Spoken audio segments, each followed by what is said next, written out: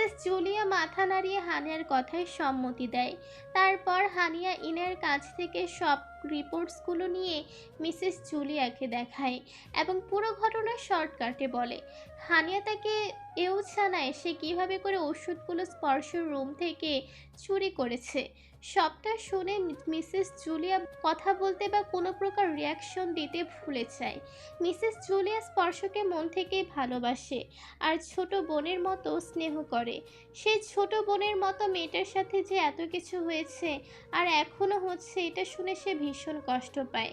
Mrs Julia হানিয়াকে বলে, তাহলে তোমরা স্যারকে কেন জানাচ্ছ না?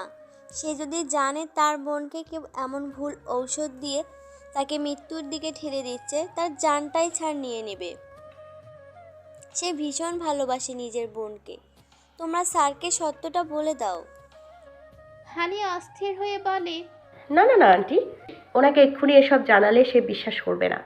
ভাববে আমি আমার ভাইয়ের দোষটা ঢাকতে এসব বলছি। আমরা চাচ্ছি আপুকে সুস্থ করে তারপর আপুর মুখ দিয়ে ওনাকে সত্যিটা জানাতে।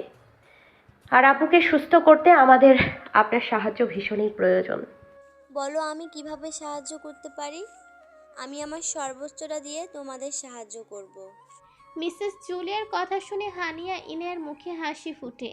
হানিয়া মিসেস জুলিয়াকে ডাক্তার এহসানের দেওয়া ওষুধগুলো দেয় আর বলে, এই ঔষধগুলো আপনি আপুকে লুকিয়ে দেবেন, মানে জাভিয়ান আর মিস্টার চৌধুরী জানবে আপনি আপুকে আগের ঔষধগুলোই দিচ্ছেন, কিন্তু শুধু আপনি জানবেন সত্যিটা। এগুলো আপনি নিজের কাছে রাখবেন। যখন আপুকে ঔষধ দেওয়ার সময় হবে তখন ওই ঔষধগুলোর পরিবর্তে এগুলো দেবেন। আর 15 দিন পর একবার করে আপুকে কাউন্সিলিংয়ের জন্য নিতে হবে। আচ্ছা, সেটা নয় আমি করলাম, কিন্তু আমি তো রাতের ডোজটা দিতে পারবো। কিন্তু সকালে আর দুপুরের ডোজটার সময় তো আয়েশা থাকে, তখন কিভাবে ওষুধ পরিবর্তন করব? আর কাউন্সিলিং, এটাই বা তাদের চোখ ফাঁকি দিয়ে কিভাবে করব?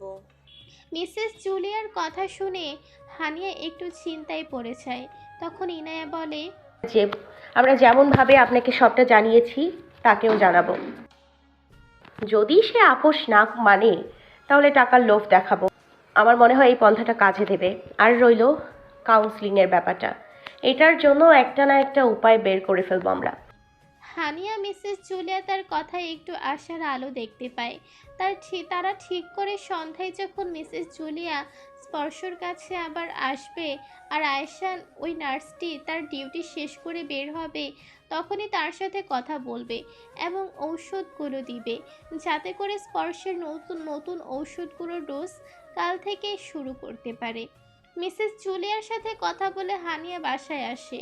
রুমে ঢুকে জাভিয়ানকে বেডের উপর বসে থাকতে দেখে চমকে যায়। সকাল সকালে এই কী বিপদে পড়তে হবে তাকে আবার? পাগলটা একটু আগেই না ঘুমালো, তাহলে আজ আবার এখনই উঠে পড়েছে ঘুম থেকে? জাভিয়ান গম্ভীর গলায় জিজ্ঞাসা করে, এই ভোরে কোথায় গিয়েছিলে তুমি? নিচে গিয়েছিলাম। শুধুই নিচে? হুম। তা কি করতে? হানিয়া কি বলবে ভেবে পায় না, ভয়ে ভয়ে বলে, পানি খেতে। হুট করে জাভিয়ান হুঙ্কার দিয়ে বলে, আর একটা মিথ্যা বললে জিভ ছিঁড়ে ফেলবো টেনে। বাসার বাহিরে গিয়েছিলি কেন তুই এই সাত সকালে? জাভিয়ানের এমন হুঙ্কার আর কথা শুনে হানিয়া ভয়ে ভয়ে কেঁপে ওঠে। জাভিয়ান কিভাবে জানলো তার বাহিরে যাওয়ার কথা? দারোয়ান কি তাহলে জাভিয়ানকে জানিয়ে দিয়েছে তার বাহিরে যাওয়ার কথা? গত 1 ঘন্টায় হানিয়া রসি বেগমকে গুনে গুনে 50টা চুমু দিয়েছে, আর কত শত আদর যে করেছে তার হিসেব নেই। করবে নাই বা কেন? তাকে ওই রাক্ষস রাজ্যের থেকে বাঁচিয়েছে তো এই মহিয়সী নারী। যখন জাভিয়ান হানিয়ার উপর বিশ্রীভাবে হুঙ্কার দিয়ে উঠেছিল, সেই হুঙ্কারের আওয়াজ রোজি বেগমও পেয়েছিলেন। জাভিয়ানের রুমে 1 রুম পরে রোজি বেগমের রুম। সে নামাজ পড়ে কোরআন শরীফ তেলাওয়াতে শেষে বেলকুনিতে বসেছিলেন, তখনই জাভিয়ান ওই হুঙ্কার শুনতে পান। জাভিয়ানের ওমন ধমক আর কথা শুনে সে ভয় পেয়েছেন এই ভেবেছে জাভিয়ান হয়তো আবারও হানিয়াকে মারছে। তাই সে তড়িঘড়ি করে তাদের রুমে আসেন। দরজা লক করা ছিল না দেখে সে সরাসরি রুমে ঢুকে জাভিয়ানের মুখভঙ্গি দেখে একদম শিওর হয়ে যান নিচের ভাবনায়। তাই সে জাভিয়ানকে ধমকে ধামকে হানিয়াকে নিচে রুমে নিয়ে এসেছেন। আসার সময় এও বলে এসেছে হানিয়া তার সাথেই থাকবে আজ থেকে। জাভিয়ান যদি এক্ষেত্রে কোনো জোর খাটায় তাহলে সে মিস্টার তালুকদারকে জাভিয়ানের পূর্ব কর্মকাণ্ড সম্পর্কে জানাবেন। তখন থেকে হানিয়া রোজি বেগমকে একের পর এক আদর করেই যাচ্ছে। রোজি বেগম ভাবছেন হয়তো মেয়েটাকে মারের হাত থেকে বাঁচানোর জন্য খুশিতে এমন করছে। তার ভাবনা অবশ্য ভুল না। জাভিয়ান আজ সে আগের মতোই রেগে গিয়েছিল। জাভিয়ানকে আগের মতো রাখতে দেখে হানিয়ার আত্মা পিঁপড়ার মতো হয়ে গিয়েছিল। তালুকদার বাড়িতে ব্রেকফাস্ট করা হয় সাধারণত 8টার মধ্যে। এখন যেহেতু শীতকাল তাই সময়টা একটু বাড়িয়ে 8:30 করা হয়েছে। সেই হিসেবে সকাল 8:20-এর মধ্যে সকলকে ডাইনিং টেবিলে উপস্থিত থাকতে হয়। নিত্যদিনের মতো সবাই উপস্থিত হয়েছে ডাইনিং টেবিলে, একমাত্র হানিয়া ছাড়া। রোজি বেগমকে ব্রেকফাস্ট সার্ভ করতে দেখে দুজন ব্যক্তির কপালে ভাঁজ পড়ে। ব্যক্তি দুজন হলো মিস্টার তালুকদার আর জাভিয়ান। জাভিয়ান হানিয়ার উপর এমন রেগে থাকলেও ডাইনিং টেবিলে হানিয়ার অনুপস্থিতি তাকে ভাবাচ্ছে। মিস্টার তালুকদার তো রোজি বেগমকে জিজ্ঞেস করে ফেলেন, রোজ, হানিয়া কোথায়? ওর কি শরীর খারাপ করেছে? না ভাইয়া, ও কলেজে গেছে। এত সকালে কলেজে? হুম, আসলে ভাইয়া ওর সামনে পরীক্ষা আছে নাকি, মাঝে তো প্রায় 2 মাসের মতো কলেজে যেতে পারেনি, তাই পড়ার চাপ পড়ে গিয়েছে। নোটস কালেক্ট করে সেগুলো শেষ না করতে পারলে পরীক্ষায় খারাপ হবে, তাই কয়েকটা দিন তাড়াতাড়ি কলেজে যাবে। ও, ওকে ছাড়া খেতে ভালো লাগে না। মেয়েটা একদম স্পর্শের যত্ন করে খাওয়ায়। মিস্টার তালুকদার কথায় কথায় কি বলতে কি বলে ফেলেছে নিজেও বুঝতে পারেন না। যখন সে তার ভুলটা বুঝতে পারে তৎক্ষণাৎ চুপ হয়ে যান। চোখ তুলে উপস্থিত বাকি 3 জনের দিকে তাকালে দেখতে পায় দুজনের চোখে অলরেডি অশ্রুরা এসে ভিড় করেছে, আর বাকি একজন চোখ মুখ শক্ত করে প্লেটের দিকে তাকিয়ে আছে, কিন্তু খাচ্ছে না। মিস্টার তালুকদার টপিক চেঞ্জ করতে জাভিয়ানকে বলে ওঠে, জাভিয়ান, তোমার উচিত হানিয়াকে নিয়ে কোথাও একটা ঘুরে আসা। বিয়ের 4 মাস পেরিয়ে 5 মাসে পা দিতে চলেছে, অথচ তোমরা কোথাও ঘুরতে যেতে পারলে না। জাভিয়ান খেতে খেতে বলে, এই মাসেও পারবো কি না সন্দেহ, কারণ 1 হানিয়ার এক্সাম, 2 আমি এই মাসে অনেক বিজি থাকব, দেশের বাহিরেও যাওয়া লাগতে পারে, তাই এই মাসেও কোথাও ঘুরতে যেতে পারবো না। তাহলে পরের মাসে একটা ট্রিপ দাও। আচ্ছা দেখি কি করা যায়। কথাটা বলে জাভিয়ান টিস্যু দিয়ে মুখ মুছতে মুছতে টেবিল ছেড়ে উঠে উপরে চলেছে অফিসের জন্য রেডি হতে। হানিয়াকে আজ একা পেলে সিদ্ধ আলুর মতো চটকাবে। মেয়েটার সাহস দিনকে দিন বেড়েই চলছে। আজ হানিয়া কলেজে একা এতিমের মতো এখানে ওখানে হেঁটে বেড়াচ্ছে। ইনায়া আসেনি আর আসবেও না। সকালে ঘুম থেকে উঠে তাকে হেল্প করতে বের হয়েছে মেয়েটা, এখন নাক ডেকে ঘুমাচ্ছে। হানিয়া তাকে কলেজে আসার জন্য জোর করেনি, এমনিতেও মেয়েটা তাকে বিনা স্বার্থে নিজের সবটুকু দিয়ে সাহায্য করে চলেছে। হানিয়া অলোকের মতো আশেপাশে তাকাতে তাকাতে হাঁটছিল, তখন একজনের সাথে ধাক্কা খেয়ে পড়ে যেতে নাই, কিন্তু ব্যক্তিটি তাকে ধরে ফেলে। হানিয়া পড়ে যাওয়ার ভয়ে চোখ মুখ খিচে বন্ধ করে নিয়েছিল। কয়েক সেকেন্ড পর যখন সে অনুভব করে যে সে কংক্রিটের শক্ত ফ্লোরে পড়ে কোমরের জবরদস্ত ব্যথাটা পায়নি, তখন সে আস্তে করে চোখ দুটো খুলে সামনে তাকায়। দেখতে পায় তাদের কলেজের সবচেয়ে কিউটসের আদিয়াত মাহবুব তাকে এক হাত দিয়ে ধরে আছে। হানিয়া চোখ খুলতেই আদিয়াত তাকে ছেড়ে দিয়ে সোজা হয়ে দাঁড় করায়। আদিয়াত তার স্বভাব অনুযায়ী শান্ত অথচ গম্ভীর গলায় বলে, ঠিক আছেন মিস? জি স্যার, দুঃখিত আমি দেখতে পাইনি। হানিয়া মুখটা অপরাধের মতো করে কথাটা বলে। হানিয়ার মুখভঙ্গি দেখে আদিয়াতের হাসি পেয়ে যায়, খানিকটা হেসেও ফেলে, কিন্তু হানিয়া তা দেখার আগে সে হাসি লুকিয়ে ফেলে। সে বলে, ইটস ওকে। তা আপনাকে তো অনেক দিন কলেজে দেখলাম না, অসুস্থ ছিলেন নাকি? জি স্যার, অ্যাক্সিডেন্ট হয়েছিল আমার। ও, ভেরি ব্যাড নিউজ। এখন কেমন আছেন? আলহামদুলিল্লাহ ভালো আছি স্যার। হাসি হাসি মুখে কথাটা বলে। হানিয়াকে বেশ কিউট লাগে আদিয়াতের কাছে। আদিয়াত হাঁটতে হাঁটতে বলে, সামনে তো এক্সাম, পড়া তো অনেক বাকি আপনার মনে হয়। নোট সব কালেক্ট করা হয়েছে? না স্যার, কয়েকটা কালেক্ট করেছি। আরও অনেক বাকি, আর পড়াও অনেকটা বাকি।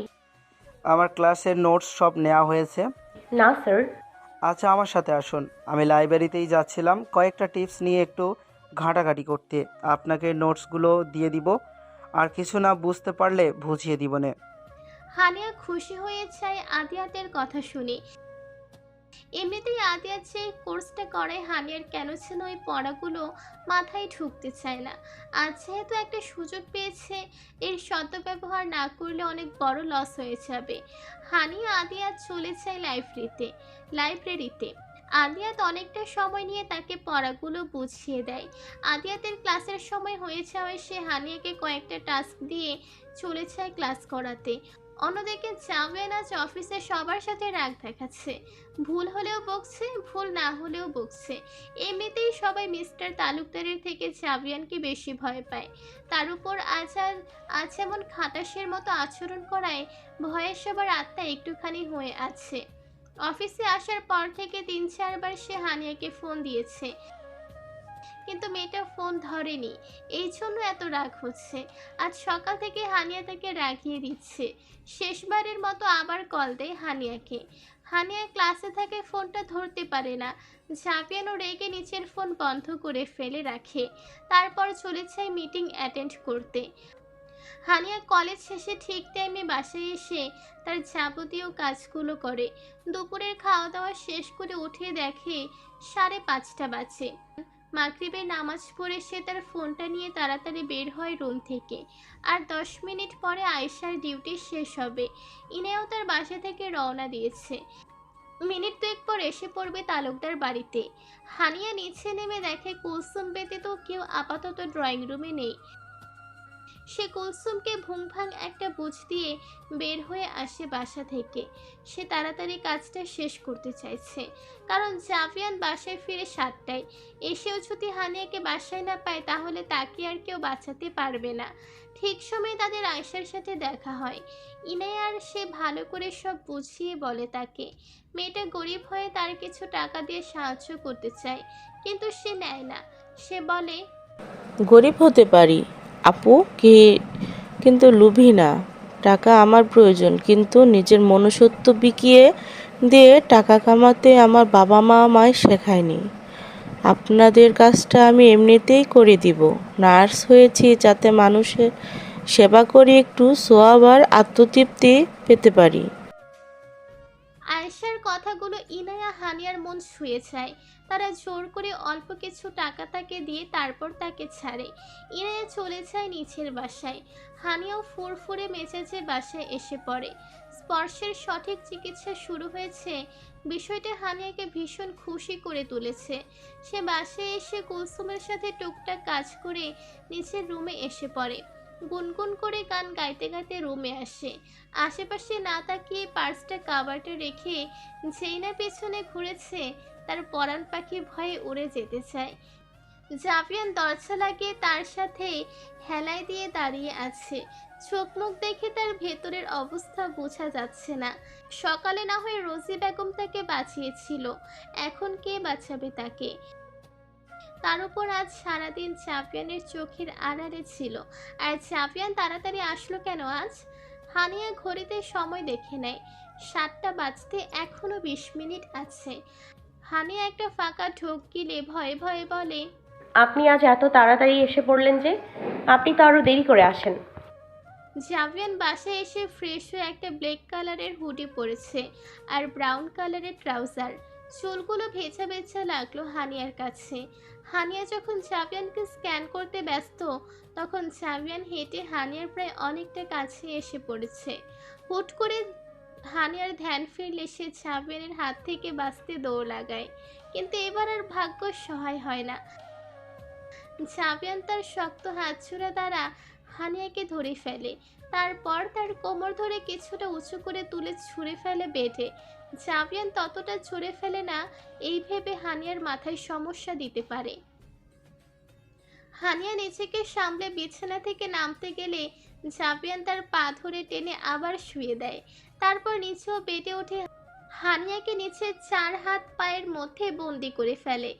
জাভিয়ান হাত বাড়িয়ে একটা বালিশ নিয়ে সেটা হানিয়ার মাথার নিচে দেয়। হানিয়া ভয়ে চোখ মুখ খিচে বন্ধ করে রেখেছে। জাভিয়ান হানিয়ার ভয়ার্ত মুখের দিকে একধ্যানে তাকিয়ে আছে। ভয়ে হানিয়ার বাম চোখের কোণ বেয়ে এক ফোঁটা অশ্রু গড়িয়ে পড়ে।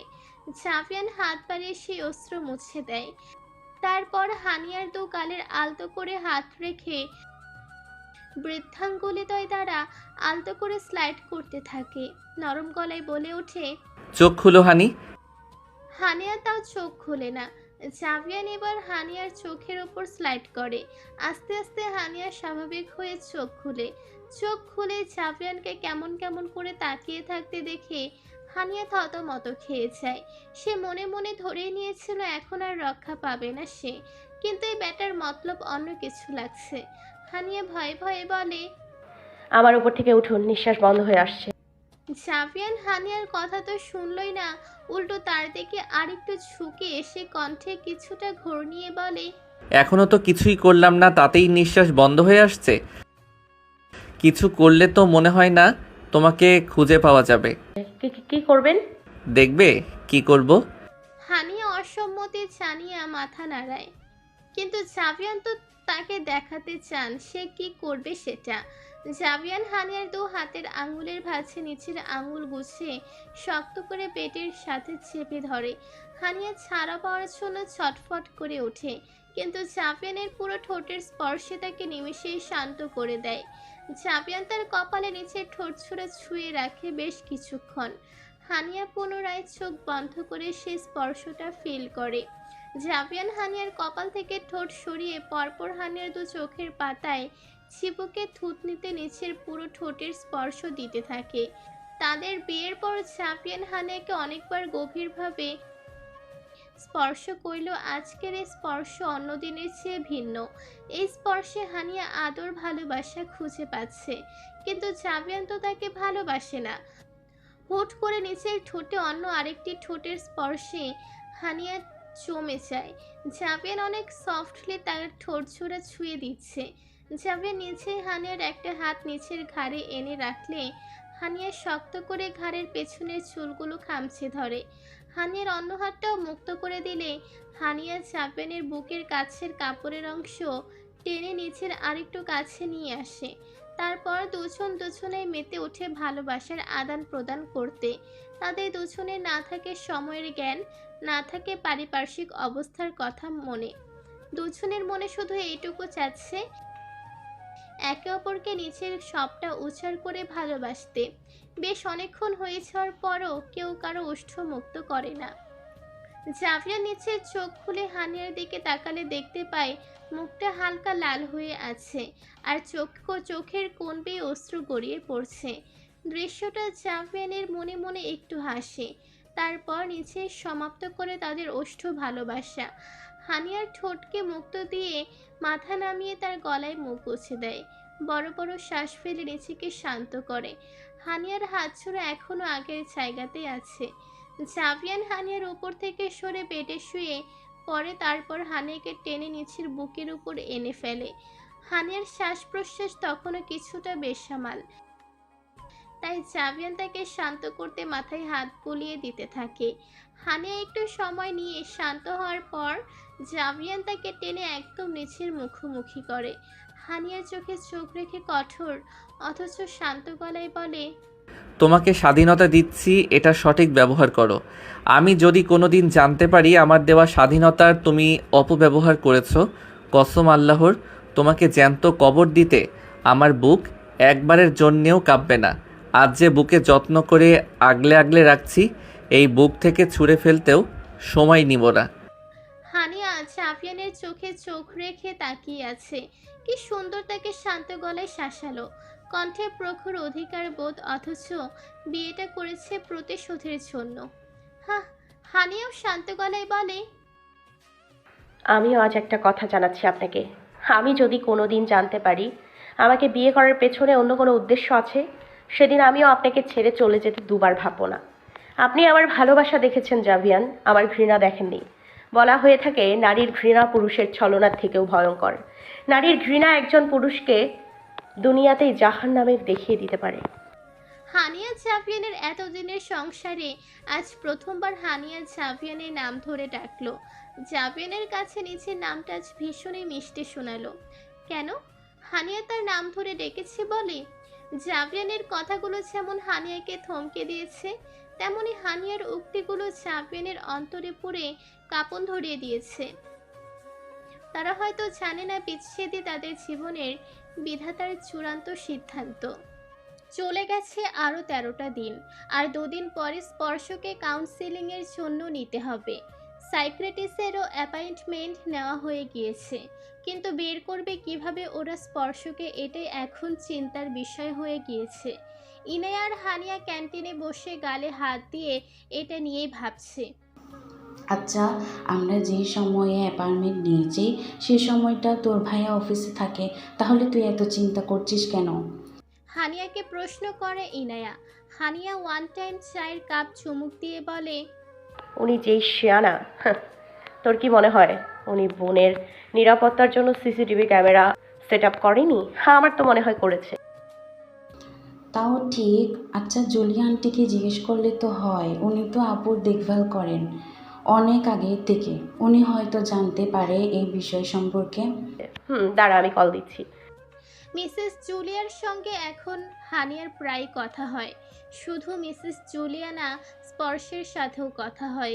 ভিডিও কলে তাদের দুজনের প্রায় কথা হয়। ঔষধগুলোতে স্পর্শের ভালোই ইমপ্রুভমেন্ট হচ্ছে। আগের মতো এতটা অ্যাগ্রেসিভ আচরণ করে না এখন আর। রাতে যেহেতু জাভিয়ান স্পর্শর কাছে যায়, তাই তাদের কথা হয় বেশিরভাগ সময় দিনেই। মিসেস জুলিয়াকে কল করে টুকটাক কথা শেষ করে হানিয়া আসল কথায় আসে। সে মিসেস জুলিয়াকে জিজ্ঞেস করে, আন্টি, আপনি তো স্পর্শ আপুকে দেখভাল করছেন অনেক দিন ধরেই, সেই হিসেবে উনি আপনাকে বিশ্বাস করে, অনেক কথা শেয়ারও করেছেন। তা অবশ্য করেছে, কিন্তু হঠাৎ এই কথা জিজ্ঞেস করলে যে? আচ্ছা, উনি স্পর্শ আপুর ওপর নজর রাখার জন্য কোনো ক্যামেরা লাগিয়েছে? রুমের ভেতরে লাগালে তো আমি কবেই ধরা পড়ে যেতাম। ধরা যেহেতু পড়িনি, তার মানে রুমের ভেতরে কোনো ক্যামেরা নেই, কিন্তু বাইরে কি কোনো ক্যামেরা লাগিয়েছে? লাগিয়েছি। মিসেস জুলিয়া এই কথা শুনে হানিয়া ইনায়া চিন্তায় পড়ে যায়। হানিয়া ফোনটা লাউডস্পিকারে দিয়ে কথা বলছিল, তাই ইনায়াও তাদের দুজনের কথোপকথন শুনতে পাচ্ছিল। হানিয়া বলে, তাহলে তো সমস্যা হয়ে যাবে আন্টি। 2 দিন পর স্পর্শ আপুকে সাইকিয়াট্রিস্টের কাছে নিয়ে যেতে হবে। ক্যামেরা থাকলে কিভাবে নিয়ে যাব? আরে বোকামে, আমার পুরো কথাটা শোনো আগে। মিসেস জুলিয়ার কথা শুনে হানিয়া থতমত খেয়ে যায়। সে বোকামির কি বলল? জি আন্টি, বলেন। স্যার হিডেন ক্যামেরা লাগিয়েছেন ঠিকই, কিন্তু সামনের দিকে, মানে স্টোর রুমের সামনের দিকে।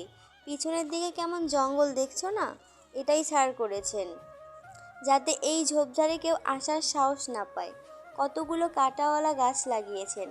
সামনের দিকে জঙ্গলের মতো হলেও মানুষজন সেখানে আসার সাহস করতে পারে, তাই সেদিকে ক্যামেরা, সেই সাথে ইলেকট্রনিক শকের ব্যবস্থা করে রেখেছেন।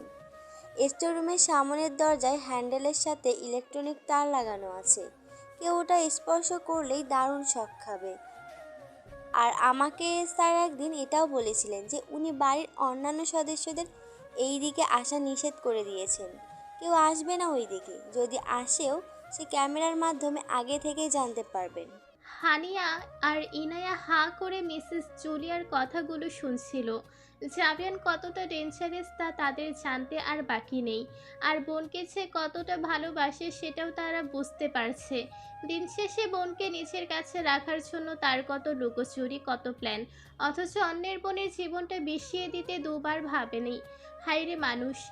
হানিয়া একটা দীর্ঘশ্বাস ফেলে মিসেস জুলিয়াকে বলে, তাহলে তো চিন্তার কোনো কারণই থাকে না। আমরা পরশু সকাল 10টায় মোড়ের কাছে গাড়ি নিয়ে ওয়েট করব, আপনি আপুকে নিয়ে আসবেন। কিন্তু স্যার যদি কোনোভাবে জেনে যায় তখন কি হবে হানিয়া? জানবে না, আয়েশাকে সব বলে দেয়া হবে। ও নিজের ড্রেস পরিয়ে দিয়ে স্পর্শ আপুকে গেট পর্যন্ত এগিয়ে নিয়ে আসবে। আপনি ওখান থেকে আপুকে নিয়ে গাড়ি পর্যন্ত আসবেন। গাড়িতে আমি আর ইনায়া ওয়েট করবো। ইনশাল্লাহ সমস্যা হওয়ার কথা না, যদি প্ল্যান অনুযায়ী সবটা হয়। স্যার দিনে একবার ফোন করে ম্যামের সাথে কথা বলেন, ধরো আমরা যখন বাহিরে তখন যদি স্যার ফোন দিয়ে ম্যামকে চায় তাহলে? গতকাল ওনাকে কাকে যেন বলতে শুনেছিলাম পরশু তারা ঢাকার বাইরে একটা সাইট ভিজিটিংয়ে যাবে। ওই দিন উনি ভালোই ব্যস্ত থাকবে। এত ব্যস্ততার মাঝে তার ফোন করার কথা মনে থাকবে না মনে হয়। তাই যেন হয়। আচ্ছা আন্টি, এখন রাখছি, আমাদের একটা ক্লাস আছে, ওটা শেষ করে বাসায় যাব। আচ্ছা, বাই। আল্লাহ হাফেজ। হানিয়ার কথা শেষ করে কল কেটে দেয়। তারপর দুই বান্ধবী মিলে চলে যায় ক্লাসের দিকে ক্লাস করতে। রাস্তায় তাদের সাথে দেখা হয় তাদের কলেজের সবচেয়ে বখাটে বেয়াদব আর মেয়েবাজ গ্যাংয়ের লিডার মামুনের সাথে। তারা হানিয়া ইনায়া দুজনের উপরে নজর পড়েছে। ইনায়াকে কিছু বলতে পারে না, কারণ তার বাবা নামকারী ব্যবসায়ী আর এক ভাই রাজনীতি করে, তো এক ভাই তাদের কলেজেরই শিক্ষক। তাই ইনাকে কিছু বলার আগে তারা 10 বার ভাবে। কিন্তু হানিয়ার ক্ষেত্রে বিষয়টা ভিন্ন। সদা হাস্যোজ্জ্বল মেয়েটাকে বিরক্ত করার একটা উপায় বাদ দেয়নি মনে হয় তার। আজও তাই হয়েছে। ক্লাসে যাওয়ার সময় ইনায়ার মনে পড়ে তার পানি শেষ হয়ে গিয়েছে। তাই সে হানিয়াকে ক্লাসে যেতে বলে আবার ক্যান্টিনে যায় পানি আনতে। হানিয়া ক্লাসের দিকে যাচ্ছিল, তখনই মামুন আর তার সঙ্গপাঙ্গরা হানিয়ার রাস্তা আটকে দাঁড়ায়। হানিয়া তাদের ইগনোর করে চলে যেতে নিলে তারা হানিয়ার হাত ধরে টানাটানি লাগায়। হানিয়া এসব সহ্য করতে না পেরে লাগিয়ে দেয় একটা থাপ্পড়। হানিয়ার থাপ্পড়ের আওয়াজে আশেপাশের সকলে তাদের দিকে ফিরে তাকায়। মামুনের সাঙ্গপাঙ্গ হানিয়াকে দিকে তেড়ে আসলে মামুন তাদের নিষেধ করে নিচে হানিয়ার দিকে যেতে লাগে। হানিয়া রেগে নিচে পায়ের জুতা খুলে রেগে বলে, আর এক পা আগাবি, এবার হাত না পায়ের জুতা পড়বে তোর গালে, বেয়াদ্দপ। হঠাৎ পেছন থেকে একজনের গম্ভীর গলা শুনে মামুন আর তার সাঙ্গপাঙ্গরা চমকে যায়। চমকে যাওয়ার চেয়েও বেশি ভয় পায়। হাত থাকতে মুখ চালাতে হয় না। মুখের কথা হাতে করছেন না কেন মিস? যতদিন না এদের গালে কয়েকটা জুতার বাড়ি মারবেন ততদিন এরা ভালো হবে না। সকলে পেছনে তাকিয়ে দেখে আদিয়াত স্যার। বেয়াদবগুলোর কলিজা কেউ যেন খামছে ধরে। আদিয়াত স্যার ভালোর ভালো, তেমনই খারাপের জম। একবার এক ছেলে এক জুনিয়রকে ইপটিজিং করছিল। তাকে আদিয়াত স্যার মাথা ন্যাড়া করে কলেজের মাঠে দাঁড় করিয়ে রেখেছিল পুরো 5 ঘন্টা। ছেলেটার হাতে একটা কাগজ ধরিয়ে দিয়েছিল যাতে লেখা ছিল, আমি ইপটিজার। ওই ঘটনার পর ওই ছেলেটা টিসি নিয়ে অন্য কলেজে চলে গিয়েছিল। আদিয়াত স্যার মেয়েদের অসম্মান একদমই দেখতে পারে না। আজ সেই স্যারের সামনে ওরা ধরা পড়ে গিয়েছে। শাস্তিটাও তেমনই পাবে আশা করা যায়। হানিয়া স্যারকে দেখে নিচের জুতোটা নামিয়ে ফেলেছিল। তখনই আদিয়াত তার সামনে এসে বলে, যে কাজের জন্য অস্ত্রটা উঠিয়েছিলেন সেটাই করেন। হানিয়া থতমত খেয়ে যায় আদিয়াতের কথায়। সে আমতা আমতা করে বলে, স্যার চর মেরেছি, আজ না হয়। আদিয়া তেমন ভয়াবহ শান্ত গলায় বলে, যা করতে বলা হয়েছে তা করেন মিস হানিয়া। হানিয়া বুঝতে পারে কাজটা না করলে তার নিস্তার নেই। হানিয়া চুপ করে দাঁড়িয়ে আছে দেখে আদিয়াত নিচেই বলে, আপনার সেফটির দায়িত্ব আমার। এই ঘটনার পর যদি ওরা আপনার কোনো ক্ষতি করার চেষ্টা করে তাহলে আমি ওদের দেখে নিব। এখন আপনাকে যেটা বলেছি তা করুন। হানিয়া একবার আদিয়াতের দিকে তাকায়। আদিয়াত তাকে চোখ দিয়ে আশ্বাস দেয়। হানিয়া হালকা কাঁপতে কাঁপতে মামুনের সামনে এসে দাঁড়ায়। তারপর আর কিছু চিন্তা না করে ধামধাম করে মামুনের গালে তাল ফেলতে থাকে। তাল মানে জুতার বাড়ি আর কি। 4টা বাড়ি দিয়ে হানিয়া শান্ত হয়। মনের ভেতরের সব রাগ আজকে উগলে দিয়েছে। 1.5 বছর তাকে এবং অন্যান্য জুনিয়রদেরকে কম চালায়নি শয়তানটা। আশেপাশে অনেকেই হানিয়ার এই কাজটা ভিডিও করে সোশ্যাল মিডিয়াতে ছেড়ে দেয়। ক্যাপশনে লেখা হয়, ইপটিজারকে শিক্ষা দেওয়া হলো। মুহূর্তে ভিডিওটা ভাইরাল হয়ে যায়। সকলে হানিয়ার এমন সাহসী কাজের জন্য প্রশংসার বন্যা বইয়ে দিতে থাকে। হানিয়ার কাজটা শেষ হলে আদিয়াত মামুনের সামনে এসে তার কলার গুছিয়ে দিতে দিতে শান্ত ভঙ্গিতে বলে, আর কোনো দিন যদি এই কলেজের আশেপাশে নজরে পড়িস তাহলে ওই দিন আমার হাত চলবে। আজকের মধ্যে টিসি নিয়ে কলেজ থেকে বিদায় নিবি। কথাটা বলে আদিয়াত মামুনকে ছেড়ে দেয়। তারপর ঘাড় ঘুরিয়ে সকলকে একবার দেখে নেয়। গলার স্বর খানিকটা উঁচু করে বলে, এর থেকে শিক্ষা নাও সকলে। তারপরও যদি আমি কখনো কোনো মেয়েকে অসম্মান বা ইপটিজিং করতে দেখি তাহলে তার অবস্থা আমি এর থেকেও খারাপ করব। কথাটা মাথায় রেখো সবাই, আর এখান থেকে যে যার ক্লাসে যাও। শেষের কথাটা অনেকটা ধমক দিয়ে বলে আদিয়াত। সকলে পরিমরি করে দৌড়ে ক্লাসে চলে যায়। ইনাও এসে পড়েছে অনেকক্ষণ আগেই। সে হানিয়ার কাছে এসে তার হাত ধরে ক্লাসে চলে যায়। আদিয়াত হানিয়াদের যাওয়ার দিকে তাকিয়ে একটা মুচকি হাসি দেয়, তারপর নিচেও চলে যায় ক্লাস নিতে। জাভিয়ান মাত্রই একটা মিটিং শেষ করে এসে বসেছে নিচের কেবিনে, তখনই রাহাত তাকে একটা মেসেজ পাঠায়। জাভিয়ান ফোনটা হাতে নিয়ে রাহাতের ইনবক্সে গেলে দেখতে পায় একটা ভিডিও আর তার সাথে একটা টেক্সট। জাভিয়ান ভিডিওটা দেখার আগে টেক্সটটা পড়ে, যেখানে রাহাত লিখেছে, মেয়ে তো না, জেনেটা বাঘিনী। হ্যান্ডেল করো কিভাবে এই বাঘিনীকে? জাভিয়ান তার কথা আগাগোড়া কিছুই বুঝতে পারে না। সে ভিডিওটা ওপেন করে। ভিডিওটা দেখার পর জাভিয়ানের বুকটা ধড়াস ধড়াস করে ওঠে। হ্যাঁ, এটা হানিয়ার সেই কিছুক্ষণ আগের ভিডিও। রাহাত সোশ্যাল মিডিয়ায় ভিডিওটা দেখতে পেয়ে জাভিয়ানকে পাঠায়। জাভিয়ান ভিডিওটা অন রেখেই ভাবতে থাকে, হানি তো কারোর উপরে এত সহজে হাইপার হয় না। তাহলে কি এই ছেলেটা হানির সাথে এমন কিছু করেছে যার কারণে হানিয়া এমন একটা স্টেপ নিয়েছে? জাভিয়ান ভিডিওটায় হানিয়ার পেছনে আদিয়াতকে দেখে। আদিয়াত হানিয়ার একটু পেছনে বুকে হাত বেঁধে দাঁড়িয়েছিল। বিষয়টা জাভিয়ানের ভালো লাগে না। সে তৎক্ষণাৎ হানিয়ার নাম্বারে ফোন লাগায়।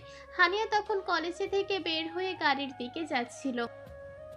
ব্যাগে থেকে ফোন বের করে দেখে তার নিষ্ঠুর জামাই কল করেছে। হানি এমন সময় তার কল পেয়ে অনেকটা চমকে যায়, কারণ ওই যে জাভিয়ান তার রেজাল্টের দিন বাজে কথা বলেছিল। পরে হানিয়া আর কখনোই তাকে ফোন দেয়নি। জাভিয়ান নিজেও কোনোদিন আগ বাড়িয়ে ফোন দিয়ে তার খোঁজ খবর নেয়নি এতদিনে। আজ হুট করে তার ফোন পাওয়ার হানিয়া চমকে যাওয়াটা স্বাভাবিক। নিচের চমকা চমকে সাইডে রেখে ফোন রিসিভ করে কানে লাগায় হানিয়া। সালাম বিনিময় শেষে জাভিয়ান হানিয়াকে জিজ্ঞাসা করে, ক্লাস শেষ হয়েছে তোমার?